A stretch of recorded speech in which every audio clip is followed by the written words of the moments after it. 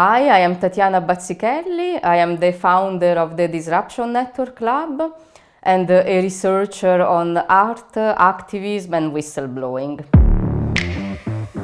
I chose to work on whistleblowing 10 years ago when I started directing the Disruption Network Lab. So initially I was working mostly in my background on art and digital culture, and I was connected artists with hackers, with activists, and with people that were trying to open up technological systems from within. And then around 2013 in Berlin, the situation became very interesting because a community of people working on whistleblowing started to be here. And so for me, whistleblowing is an act of disruption, the ultimate act of disruption, if you want. And that is why I felt that was very important to connect disruption, whistleblowing, and also artistic practices. I think that this form of breaking the rules,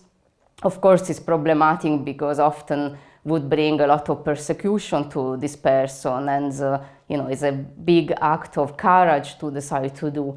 But sometimes it's necessary in society because only like this you can do certain change. Whistleblowers usually face a lot of challenges, especially if they are people that come from very close systems, thinking about the military or the National Security Agency, or apparatus of control, for example, in which there is a high level of secrecy.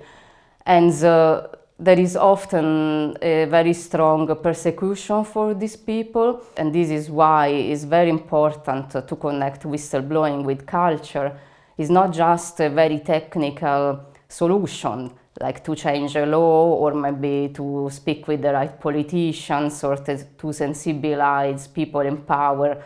It's also about all of us that are part of the public opinion, because if we would all consider whistleblowing as a right and also an act of justice that sometimes is necessary, then also whistleblowers would be less persecuted because there will be more people that are ready to fight for them. The methodology of the Disruption Network Lab is usually to create networks of trust, areas of knowledge and connection among people that come from different backgrounds, but they share the same mindset.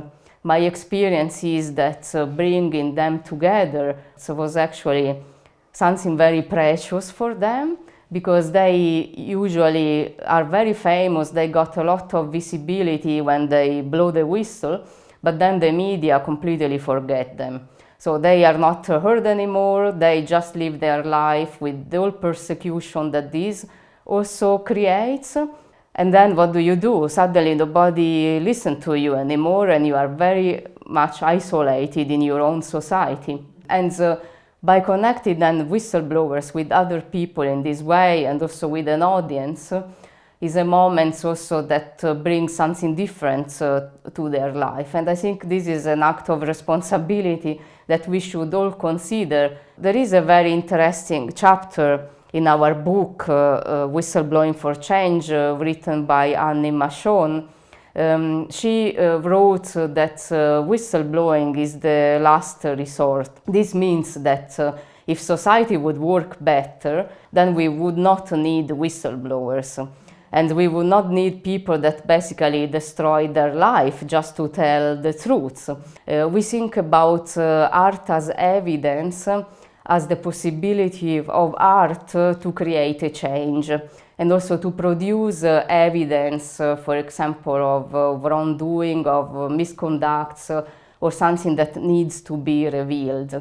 So art in this case is able not only to speak to a wider public, because you speak not only to the experts of certain issues that could be journalists, lawyers, human rights researchers, but you tend to introduce a fact also to everyone that would be interested in going to an art exhibition. So I think in that sense art and the idea of producing evidence is connected, for example, with work of journalism, with the open source intelligence, with the idea that you need to give to the audience the knowledge to search the truth and go deeper, and trying to then understand better how to make evidence of the world that is surrounding us.